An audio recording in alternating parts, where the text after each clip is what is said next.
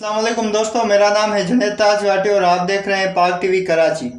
दोस्तों, आज का हमारा मौजू सुखन है कि हिंदुस्तान पर मुसलमानों ने सबसे पहले कब कदम रखा, किन किन मुसलमान ख़ानदानों ने या सल्तनतों ने मुसलमान होकर हिंदुस्तान पर कब्ज़ा जमाया और यहाँ पे फतूहात हासिल की और एक बड़े अरसे तक अपनी सल्तनत को कायम भी रखा। आज की इस टॉपिक में हम गजनवी, गोरी, अब्दाली, मुग़ल और बहुत सारे ऐसी सल्तनतों के बारे में बात करते हैं जो मुसलमान हैं। तो आज की टॉपिक बड़ी इंटरेस्टिंग होने वाली है और यहाँ पे हम आपको बताएंगे कि शुरू से लेकर मोहम्मद बिन कासिम से लेकर आखिरी मुग़ल बादशाह बहादुर शाह ज़फ़र तक की हिस्ट्री। तो ये टॉपिक आपको बड़ी इंटरेस्टेड और इन्फॉर्मेशन वाली लगने वाली है। तो कोशिश करें इस टॉपिक को थोड़ा सा गौर से सुने और उम्मीद करता हूँ कि आज की टॉपिक आपको पसंद आएगी। हिस्ट्री से रिलेटेड है और जो लोग हिस्ट्री को पसंद करते हैं उनको तो एक समझें कि मेरे तरफ से एक छोटा सा तोहफ़ा है। उम्मीद करता हूँ कि उन लोगों को ये तोहफ़ा पसंद आएगा। सबसे पहले शुरू करते हैं आज की हिस्ट्री। दोस्तों, 633 में मोहम्मद बिन कासिम ने वादी सिंध पर हमला कर दिया। जब मोहम्मद बिन कासिम 17 साल का था तो उसका मुकाबला 49 साल महाराजा ऑफ सिंध राजा दर के साथ था। राजा दर जो कि सिंध पर हुकूमत करता था, उसने मुसलमानों से शिकस्त खा ली और यूं मुसलमानों ने अपना पहला कदम सिंध में रखा। दोस्तों, यहाँ पे आपको समझाने की बात यह है कि उस वक्त दो मुल्क थे, हिंद और सिंध। इन लोगों को या इन दोनों को हिंदुस्तान कहा जाता था या बड़े सगीर समझ लिया जाता था। तो यहाँ पर यह भी हिंदुस्तान का हिस्सा था। तो इसके लिए ये समझा जाता है कि मुसलमानों ने पहला कदम मोहम्मद बिन कासिम के दौर में यहाँ पे रखा।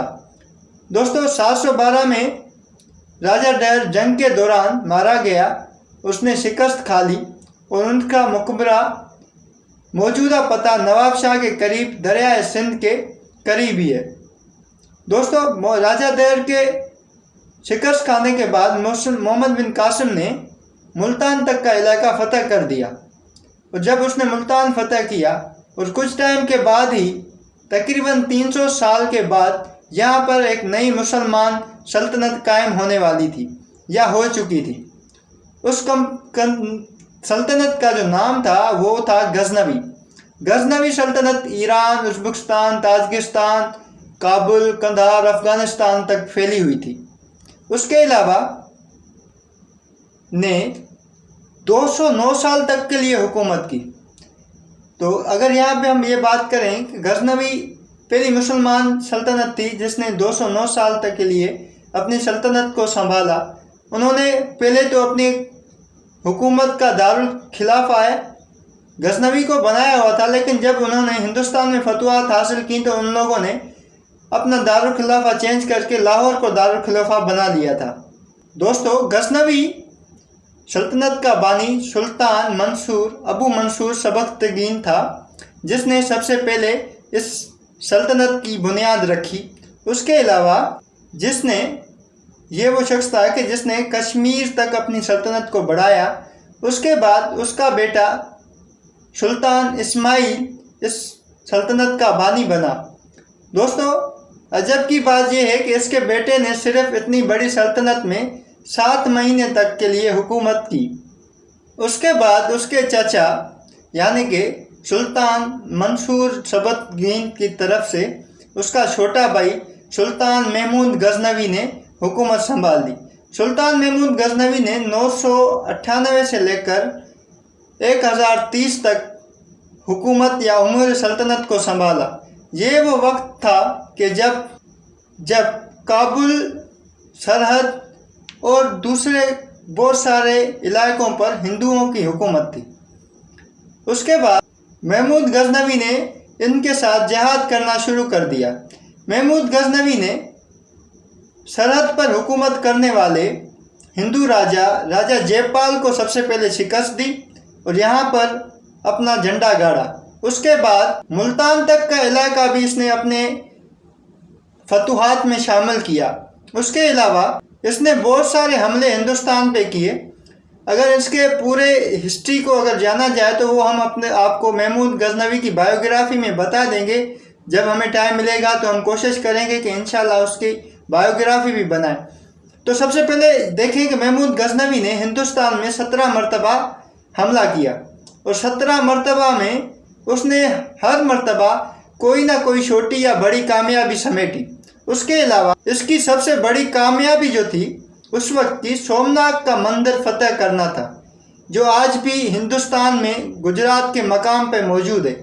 اس کی سب سے بڑی کامیابی اسلام کے حساب سے یہ تھی کہ اس نے ایک ایسا مندر فتح کیا جس کو لوگ چاند کا مندر کہا کرتے تھے.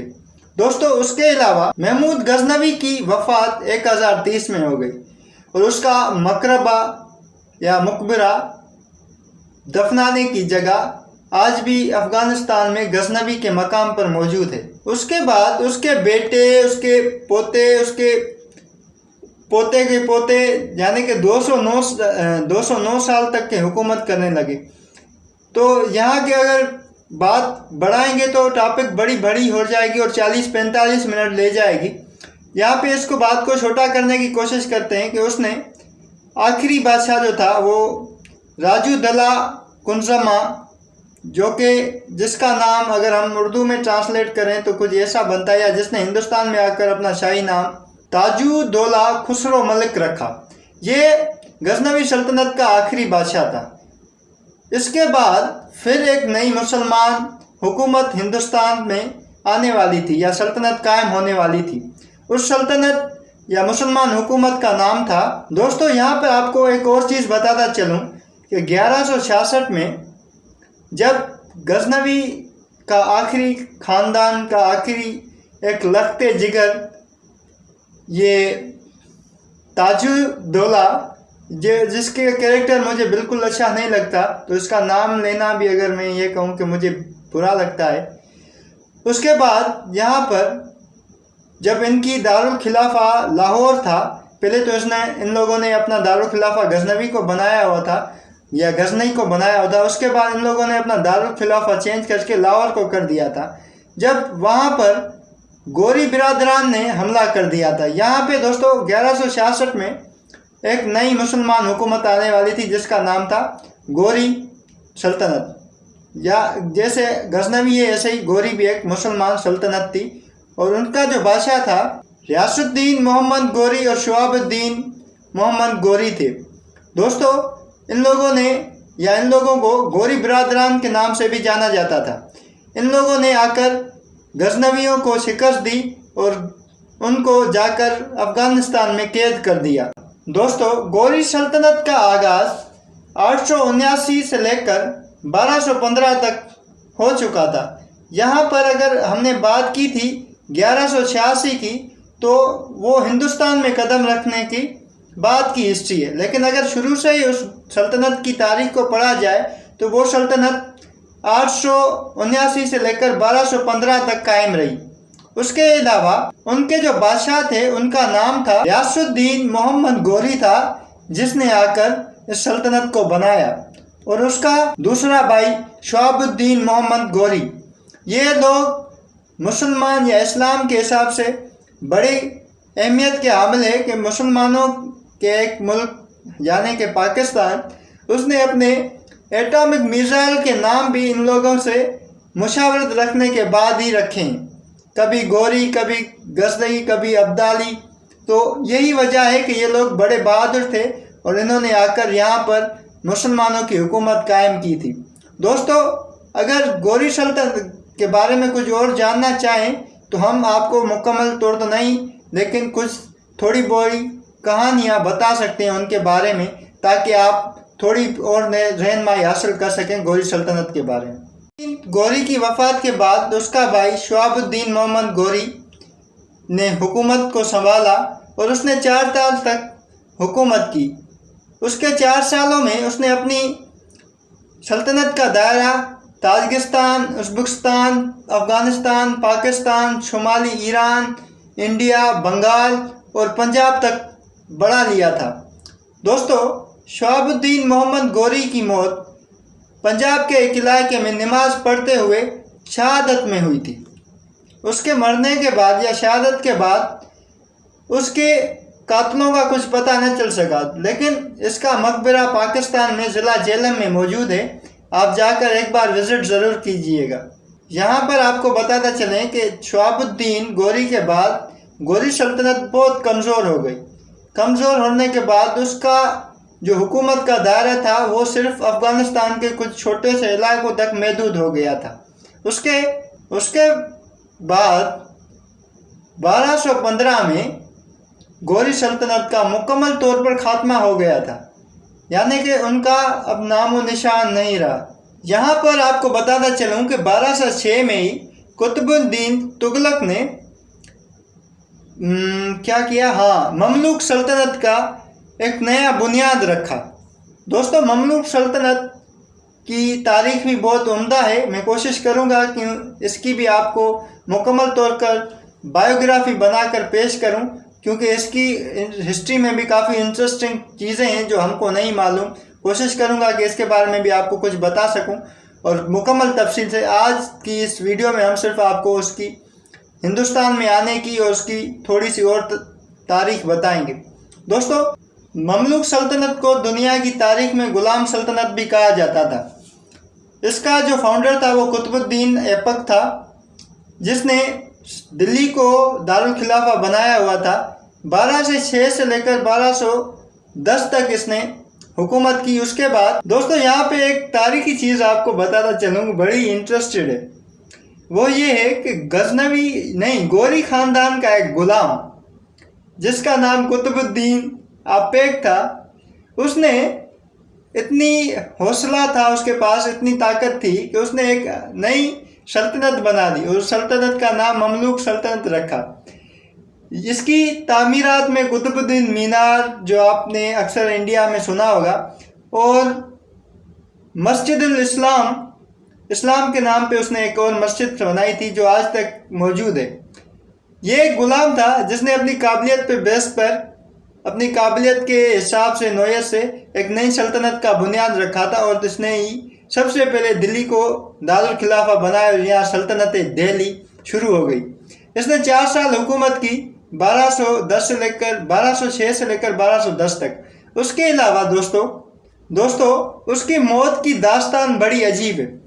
وہ اپنے دشمن میواڑ کے بادشاہ کا سر کاٹ کر اس سے پولو کھیلنا چاہ رہا تھا۔ جب اس نے یہ کام کر لیا تو اس کا جو گھوڑا تھا وہ میواڑ کے راجا کا تھا۔ جب اس نے اپنے مالک کا کٹا ہوا سر دیکھا، کٹا ہوا سر دیکھنے بعد گھوڑا بدک گیا اور بگڑ گیا۔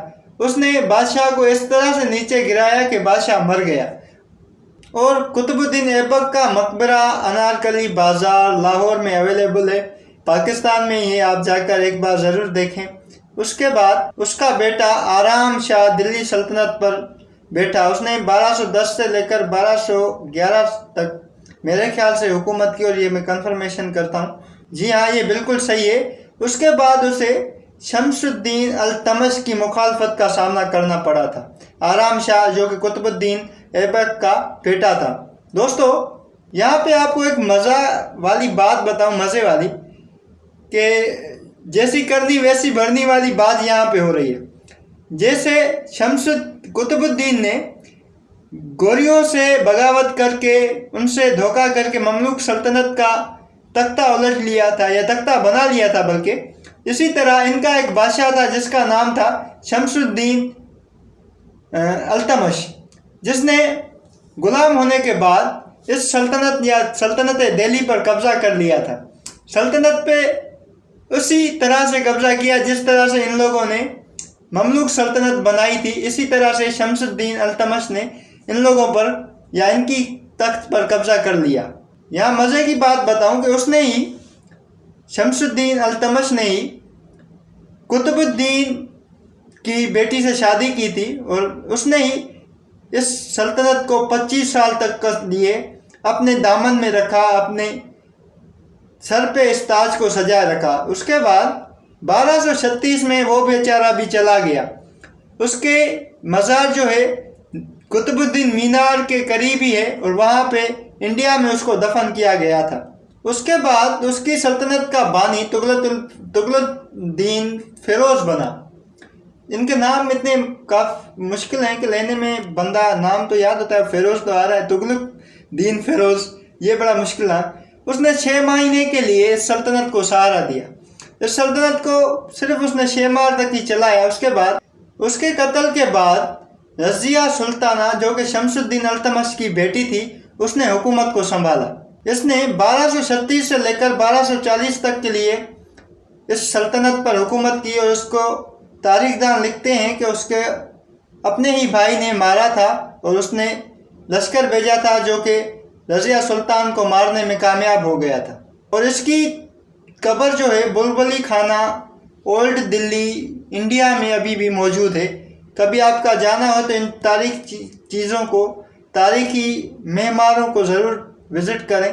اس سے میرا تو بڑا ایک خواہش ہے، اور کوشش کروں گا کہ اللہ تعالیٰ میری زندگی میں ایسے دن دیکھا ہے کہ میں ایسی تاریخی بادشاہوں کے پاس جاؤں اور ان سے پوچھوں کہ ہاں بھائی بتاؤ اب تمہارا کیا حال۔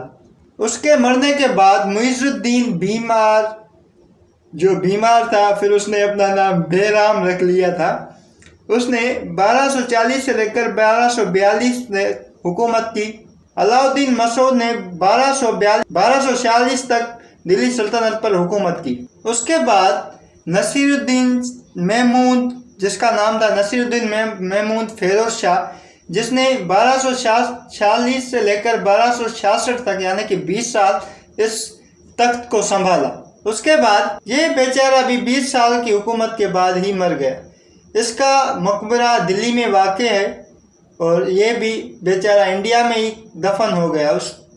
اس کے بارے میں کہا جاتا ہے، کافی تاریخ دان لکھتے ہیں کہ یہ ایک بادشاہ ہی نہیں بلکہ فقیری لباس کا بندہ تھا، اور اس نے بڑا رحم دلی سے اس حکومت کو چلایا۔ سلطان غیاث الدین بلبن، جس کا تاریخ یہ ہے کہ اس نے 1266 سے لے کر 1286 تک حکومت کی۔ اس نے بھی دلی سلطنت پر 20 سال کے لیے حکومت قائم کی۔ اس نے اس سلطنت کو استقامت بخشا اور بنگال تک اس سلطنت کو بڑھا لیا تھا۔ اس نے 20 سالہ حکومت کی اور پھر مر گیا، اور اس کا مقبرہ بھی آپ کو پتہ ہے کہ انڈیا میں۔ اس کے علاوہ سلطان معیز الدین جس کا نام مکمل کر آپ کو میں بتاؤں تو سلطان معیز الدین کے بعد تھا، جس نے سلطنت کو سنبھالا 1246 سے لے کر 1290 تک اس نے حکومت یا دہلی تخت کو سنبھالا۔ 1290 میں ہی یہ جلال الدین فیروز خلجی کے ہاتھوں سے مارا گیا، اور مملوک سلطنت بھی مٹی میں مل گئی۔ اور اس کا بیٹا تھا، اس نے 4 مہینے تک دلی کو سنبھالا، لیکن وہ سنبھالنے میں ناکام ہوا، اور یہاں پر مملوک سلطنت کا بھی مکمل صفایا ہو گیا۔ مملوک سلطنت کے خاتمے کے بعد ہی فوری طور پر خلجی سلطنت کا دور شروع ہوا۔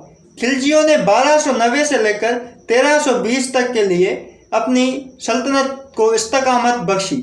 اس کے بعد ان کا جو سب سے قائم یعنی جس نے خلجی سلطنت کو قائم کیا تھا، اس بادشاہ کا نام تھا جلال الدین فیروز خلجی تھا، اور 1296 تک اس نے اس سلطنت کو سنبھالا اور دلی کو بھی فتح کر لیا، اور اس کی مزار جو ہے وہ بھی ہندوستان میں ہی موجود ہے۔ اس کے بعد اس کا بھتیجا اور داماد سلطان علاء الدین خلجی نے حکومت کو سنبھالا، جس کے بارے میں ابھی انڈیا نے ایک فلم بنائی ہے جس کا نام پدماوت تھا، میں نے دیکھی، لیکن اس میں اور اس کی ریئل ہسٹری میں کافی ساری چیزیں ایسی ہیں جو ان لوگوں نے اپنائی نہیں ہیں۔ اگر میں ایسا کہوں کہ یہ ساری فلم جھوٹ ہے تو اس میں بالکل غلط نہیں ہوگا۔ سلطان علاء الدین خلجی نے اپنے دور میں بہت ساری فتوحات حاصل کی۔ یہ بھی ایک ایسا کریکٹر ہے کہ جس کے بارے میں میرا دل کرتا ہے کہ میں اس کی بایوگرافی بناؤں، اور انشاءاللہ بہت جلد آپ لوگوں تک وہ بایوگرافی پہنچے گی۔ اس کے لیے آپ میرے چینل کو سبسکرائب کرنا نہ بھولیے گا۔ دوستو، اس نے سب سے پہلے چتور کے محل کو فتح کیا، اور میواڑ جو اس کا مسلمانوں کا ایک بڑا، راجپوتوں کا تو بڑا شہر تھا لیکن مسلمانوں کا بڑا دشمن تھا، اس کو ختم کر دیا۔ اس کے بعد میرے خیال 1226 میں اس کی موت ہو گئی، اور اس کو بھی قطب الدین مینار کے پاس दफनाया गया। اس کے بعد تاریخ میں بہت بڑا گیپ آیا کہ اس کا بڑا بیٹا اس کو قید کر لیا گیا، چھوٹے بیٹے کو سلطنت پر بٹھا لیا گیا، لیکن کچھ ہجڑوں نے قطب الدین مبارک شاہ خلجی کو آزاد کروا لیا اور اس کے بعد اس نے اپنے چھوٹے بھائی کو قید کروا لیا اور اس نے 1316 سے لے کر 1321 تک امور سلطنت کو سنبھالا۔ اس کے بارے میں تاریخ میں بہت ساری غلط چیزیں موجود ہیں۔ اگر اس کو اس وقت کی یا خلجی سلطنت کے بارے میں داغ کہا جائے تو بالکل غلط نہیں ہوگا۔ اگر میرے پاس ٹائم ہوا تو میں اس کی بھی بایوگرافی بناؤں گا، لیکن مجھے نہیں لگتا کہ ایسے منفی کردار کے انسانوں کی بھی بایوگرافی بنائی جائے۔ لیکن اس کا دور سلطنت میں نے آپ کو بتایا کہ 1316 سے لے کر 1321 تک رہا۔ اس کے بارے میں مشہور ہے کہ اس نے ایک لڑکے سے شادی کی ہوئی تھی جس کا نام تغلق تھا، نہیں خسرو تھا۔ اس نے اس کو پہلے تو بہت سارے چیزوں پر گورنر بنایا، پھر اسی نے اس کو قتل کیا۔ قتل کرنے کے بعد وہ تخت پہ بیٹھ گیا۔ تخت کے بیٹھنے کے بعد وہ ہندو تھا، تو اس وجہ سے اس نے بہت سارے ہندوؤں کو امور سلطنت میں عمل دخل کی اجازت دے دی۔ یہ بات مسلمانوں کو گوارا نہ تھی، تو اس کے بعد ان کے پرانے دور کا ایک گورنر تھا جس نے علم بغاوت اس کے خلاف بلند کیا، اور اس کا نتیجہ یہ نکلا کہ خسرو صاحب باغ نکلے، اور خسرو کے بعد ہی یہ سلطنت بھی ختم ہو گئی کہ ایک خسرو ہی تھا جس نے سلطنت کو بچانا تھا، لیکن وہ بھی بھاگ گیا۔ اس کے بعد تغلق سلطنت کا ایک بنیاد رکھا گیا۔ تغلق سلطنت 1321 سے لے کر 1414 یعنی کہ 93 سال تک قائم رہی۔ اس کا بنیاد رکھنے والے بادشاہ کا نام غیاث الدین تغلق تھا۔ اس نے 1321 سے لے کر 1325 تک حکومت کی۔ اس کے بعد یہ بھی مر گیا اور اس کا مقبرہ بھی دلی انڈیا میں ہی واقع ہے۔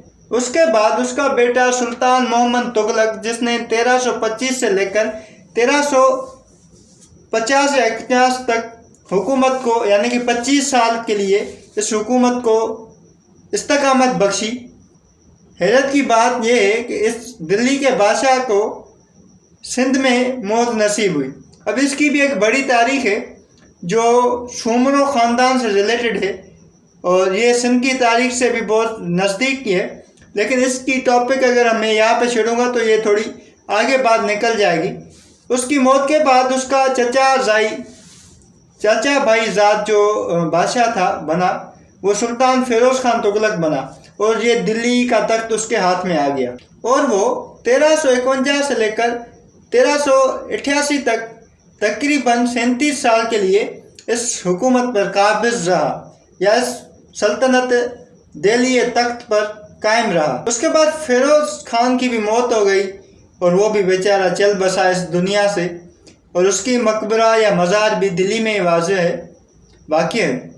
اس کے بعد اس کا بیٹا تغلق خان تخت نشین ہوا۔ تغلق خان نے 1388 سے لے کر 1389 تک اس تخت کو سنبھالا۔ اس کے بعد فیروز شاہ تغلق کا بیٹا ظفر الدین تغلق کا بھائی ابو بکر شاہ تغلق نے امور سلطنت کو سنبھالا۔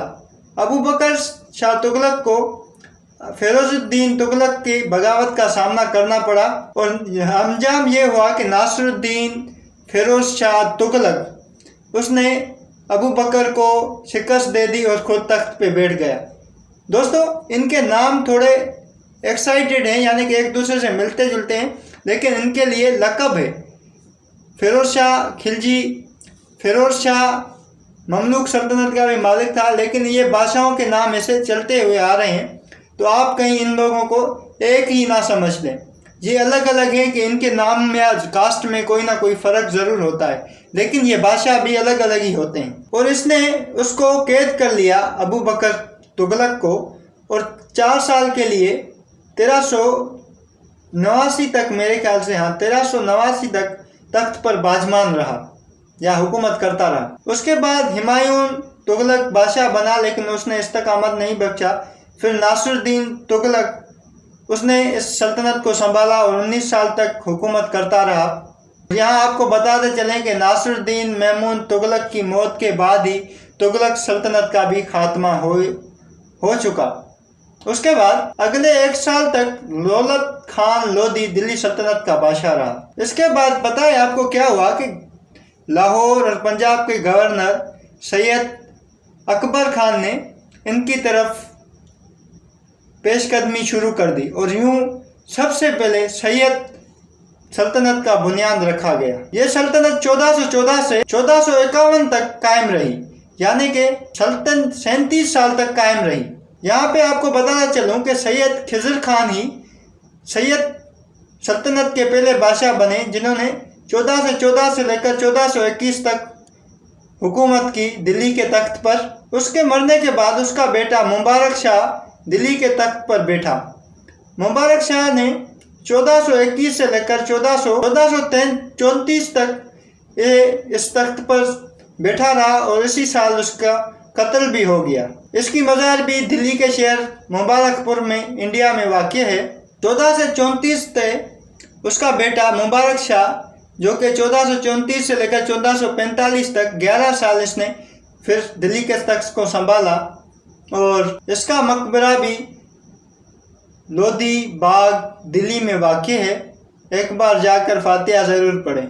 उसके वफ़ात के बाद आलम शाह दिल्ली सल्तनत का नया बादशाह बना और उसने सल्तनत को 1451 तक कायम रखा। इसकी हुकूमत या सल्तनत संभालने की कैपेसिटी बहुत कम थी, इसी वजह से इसकी सल्तनत यानी कि सैयद सल्तनत का खात्मा हुआ और वहाँ पर लोधी सल्तनत कायम हुई। लोधी सल्तनत 1451 से लेकर 1576 तक कायम रही, 1526 तक। लोधी सल्तनत का पहला बादशाह सुल्तान बेलोल खान लोधी था, जो 1451 से लेकर 1499 तक इस सल्तनत का बादशाह बना रहा। इन्होंने 48 साल तक हुकूमत की। ये काफ़ी बूढ़ा हो गया था, लेकिन ये जितना बहादुर था, बूढ़ा था, उतनी ही बड़ी बड़ी कामयाबी इसने समेटी। उसके मरने के बाद उसका बेटा सिकंदर खान लोधी बादशाह बना, जो 1479 से लेकर 1514 तक यानी कि 1517 तक हुकूमत करता रहा। और उसने ये बड़ा एक शायर था। अच्छा, उसके बाद आपको ये बताऊं कि ये फारसी ज़बान का बड़ा चहीता था। इसने 9000 पेजों पर मुकम्मल एक किताब लिखी, जो कि मेरे लिए बड़ी एक परेशानी की बात है कि मैं भी राइटर हूँ, लेकिन मुझे लिखने में इतना बड़ा वक्त लग जाता है और काफ़ी सारी किताबें तो मैं काफ़ी सारे ख्याल इस वजह से छोड़ देता हूँ कि अब मेरा हाथ काम नहीं करता। इसने 9000 पेज पे मुकम्मल एक किताब लिख दी, वो भी फारसी में। और यूं बेचारा ये भी चला गया 1517 में। 1517 के बाद सुल्तान इब्राहिम खान लोधी सल्तनत का सहारा बना। इसने 1517 से लेकर 1526 तक अपनी सल्तनत को संभाला और इसके बाद पानीपत का मैदान सद गया। पानीपत क्या है वो मैं आपको अगली 5 मिनटों में बताने वाला हूँ। दोस्तों, 1526 से समरकंद और फरगान से एक काफिला रवाना हुआ, जिसका सुपर सालार था नूरुद्दीन बाबर। दोस्तों, ये पानीपत का मैदान इंडिया की तारीख में बड़ा मशहूर है, जहाँ से मुगलों की सल्तनत का आगाज़ होता है। इसने पानीपत में इब्राहिम लोधी को शिकस्त दी और शिकस्त कुछ इस तरह से दी कि इब्राहिम लोधी के पास 60,000 का लश्कर था और ज़हीरुद्दीन बाबर के पास सिर्फ 12,000 की फ़ौज और 12 तोपें थी। लेकिन उसका हौसला ये था कि वो अमीर तैमूर की शजरे से था और उसकी माँ चंगेज़ खान की शजर थी। उसके पास इतनी ताकत थी कि वो अपने दोनों बाजुओं में 2 इंसान बिठाकर उनको किले की दीवार पर, यानी कि 2 इंसानों को बाजू में पकड़ के किले की दीवार पर दौड़ भाग लेता था। और उसके पास बहुत सारी अपनी लड़ाकू किस्म की तैयारी भी थी। दोस्तों, इब्राहिम लोधी की सबसे बड़ी कमज़ोरी यहाँ पर यह हुई कि उसने इस छोटे से लश्कर को देखकर अपने बड़े लश्कर को खुलेआम जंग करने की इजाज़त दे दी। उसका नतीजा यह निकला कि उसके पास 60,000 का लश्कर था और 1,000 हाथी थे اس کی سب سے بڑی طاقت ہاتھیوں کو سمجھا جاتا تھا۔ جیسے ہی ظہیر الدین بابر نے پہلی بار ہندوستان میں توپیں لائی تو توپوں کو لانے کے بعد ان کے ہاتھیوں نے جب اتنا بڑا دھماکہ سنا تو وہ بگڑ گئے، اور بگڑ جانے کے بعد انہوں نے اپنے ہی لشکر پر چڑھائی کر دی، اور یوں ابراہیم لودھی کو ایک بڑی شکست کا سامنا ہوا، اور 1526 میں مغل سلطنت کا آغاز ہوا۔ 1526 میں مغل سلطنت کو استقامت بخشنے والا ظہیر الدین بابر تھا، اور اس کے بعد اس کا بیٹا جو کہ ہمایوں، جس کا نام آپ کو میں پوری طریقے سے بتاتا ہوں، اس کا نام تھا ناصر الدین محمد ہمایوں تھا۔ ناصر الدین محمد ہمایوں 1530 سے لے کر 1540 تک اس تخت پر باجمان رہا۔ اس کے بعد اس کا بڑا دشمن جو تھا وہ شیر خان تھا، جس نے بغاوت کر لی، کیونکہ ہمایوں بادشاہ کو سب سے زیادہ اپنے بھائیوں سے پرابلم تھی اور امور سلطنت میں وہ کمزور تھا۔ اس کے بارے میں مشہور ہے کہ وہ میری طرح چرسی قسم کا آدمی تھا اور علم نجوم کا بڑا ماہر تھا، لیکن امور سلطنت میں وہ کمزور ہو گیا تھا اس وجہ سے کہ اس کے بھائیوں نے بغاوت کی تھی اور سلطنت کو الگ الگ حصوں میں بانٹ لیا تھا۔ تو 1530 میں یوں ہوا کہ شیر خان نے، جس نے مغلوں کو شکست دے کر بھگا کر ایران روانہ کر دیا، اور ایران روانہ کرنے کے بعد خود دہلی میں بیٹھ گیا اور اس نے اپنا نام شیر شاہ سوری کے نام سے مشہور کروا لیا، اور یوں مغل سلطنت کا عارضی طور پر خاتمہ ہو گیا۔ 1540 سے 1555 تک سوری خاندان نے حکومت کی۔ اس کے بعد اور 1556 کو اس نے اپنا تخت واپس لے لیا۔ کس نے؟ ہمایوں نے۔ وہ واپس آ گیا اور اس نے شاہ ایران شاہ عباس کی مدد سے پہلے تو اپنے بھائی کو کابل کو شکست دی، اور وہاں کابل کانٹریکٹ کی مدد سے اس نے کابل ایران کے حوالے کر دیا، اور اس کے بعد اس نے یہ کیا کہ پھر آ کر سوریوں کو شکست دی، اور سوریوں کو شکست دینے کے بعد افسوس کی بات یہ ہے کہ وہ کچھ عرصے تک زندہ رہا، پھر وہ سیڑھیوں سے گر کر بیچارہ مر گیا تھا۔ اس کے بارے میں یہ کہا جاتا ہے کہ وہ ایک دن زہرہ کو ڈوبتے ہوئے دیکھنا چاہتا تھا۔ زہرہ ایک سیارہ ہے جسے ہم وینس کہتے ہیں، اور اس کو دیکھتے دیکھتے وہ سیڑھیوں سے گر گیا اور وہ بیچارہ چل بسا اس دنیا سے، اور اس کی مزار بھی ہندوستان میں ہے۔ اس کے بعد ہندوستان میں سب سے بڑا بادشاہ جس کے بارے میں مشہور ہے کہ اکبر دی گریٹ، اکبر اعظم جسے کہا جاتا ہے، وہ مغل سلطنت پر باجمان ہوا۔ اکبر کی تھوڑی سی میں بتاؤں، اس کی بایوگرافی میرے اس چینل پہ اپلوڈ ہے، آپ جا کر وہ دیکھ سکتے ہیں اس کی بایوگرافی۔ تو اکبر کے بارے میں کہا جاتا ہے کہ وہ سندھ کے ایک چھوٹے سے گاؤں عمر کوٹ میں پیدا ہوا، بلکہ میں آپ کو کہوں گا کہ آپ میرے چینل پہ جا کے اس کی مکمل طور پر بایوگرافی دیکھ لیں۔ بہت چھوٹی ہے لیکن آپ کے لیے بہت فائدہ مند ثابت ہوگی کہ آپ اکبر کے بارے میں بہت کچھ جان سکیں گے۔ دوستو، اکبر 1556 سے لے کر 1605 تک حکومت کرتا رہا، اور اس نے اپنی حکومت میں سب سے زیادہ استقامت بخشا۔ اس نے ایک نیا مذہب بھی ایجاد کیا جس کا نام دین الہی ہے۔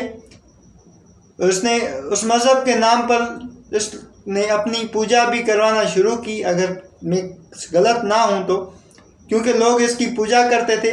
اس کی 49 سال یعنی کہ 50 سال حکومت میں اس نے اپنی قوم یا ملک کے لوگوں کو، سلطنت کے لوگوں کو اپنا دیوانہ بنا لیا تھا۔ اکبر نے سندھ، پنجاب، بنگال، چتور، چنوڑ، بہت سارے ایسے علاقوں کو فتح کیا جو پہلے مغل سلطنت کے حصے میں نہیں تھی۔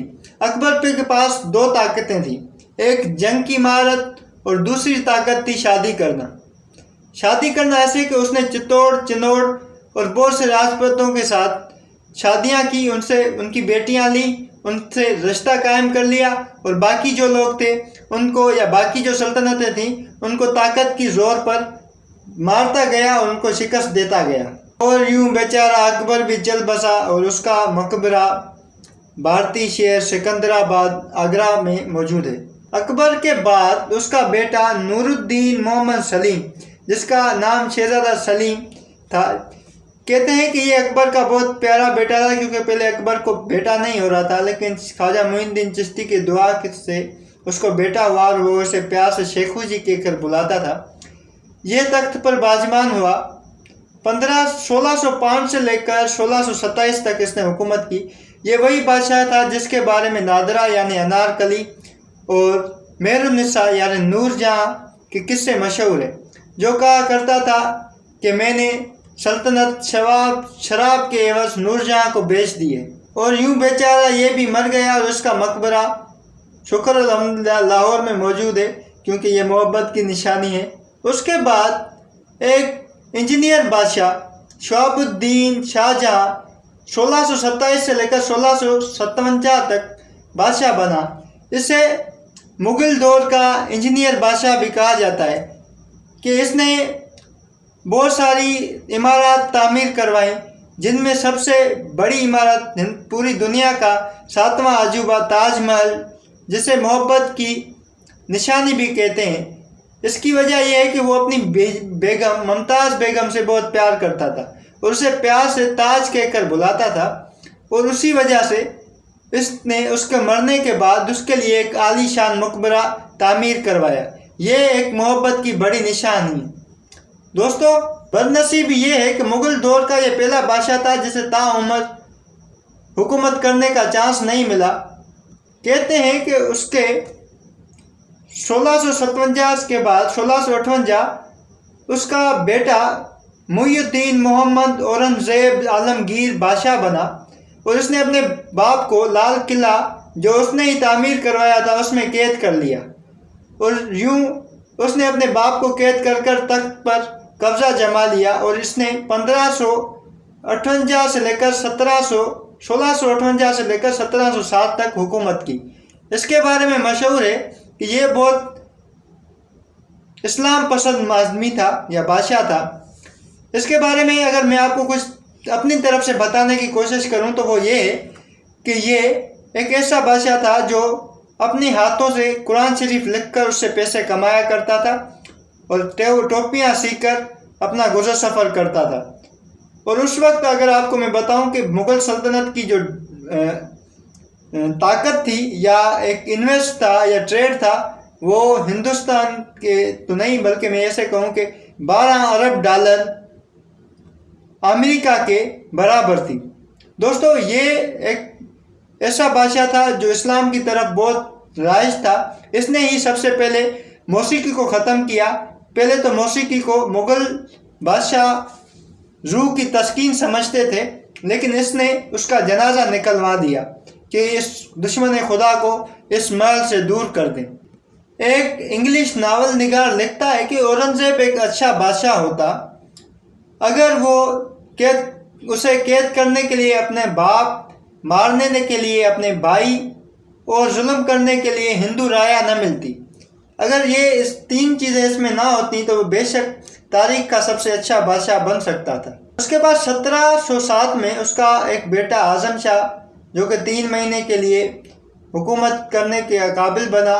फिर उसका दूसरा बेटा बहादुर शाह अव्वल 1707 से लेकर 1712 तक हुकूमत की उसने मुग़ल सल्तनत पर। उसने कोई ख़ास काम नहीं किया। उसके बाद 1712 से लेकर 1713 तक मिर्ज़ा जहांदार शाह, इसके बारे में मशहूर है कि ये बड़ा बेवकूफ़ बादशाह था।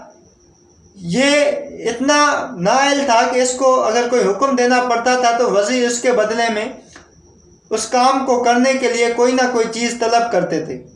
और इसने नाअहल लोगों को तो भर भर के अपने मुल्क में, अपनी सल्तनत में ओहदों पे लगाया था, और इसने अपनी सल्तनत को जितना नुकसान पहुँचाया इतना किसी ने नहीं पहुँचाया। उसके बाद उस बेचारे को 1713 में मिर्ज़ा फारूक शाह शहर ने कत्ल कर दिया और वो तख्त पे बैठ गया। 1713 से लेकर 1719 तक उसने भी मुग़ल सल्तनत को संभाला। उसके मरने के बाद उसका चचाजाद भाई मिर्ज़ा रफ़ीक़ुद्दरजात सिर्फ 7 महीने के लिए बादशाह बना। उसके बाद मिर्ज़ा रफ़ीउद्दौला, जो वो उसके बारे में मशहूर है कि वो भी एक नाअहल बादशाह था।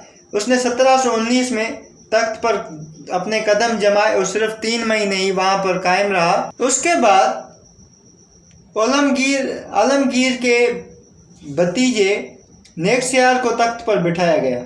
लेकिन अफसोस की बात यह है कि वो भी एक नाअहल बादशाह था और उसने भी अपनी सल्तनत को बड़ा नुकसान पहुँचाया। اور کچھ ہی ہفتوں میں اس غریب کی بھی چھٹی ہو گئی۔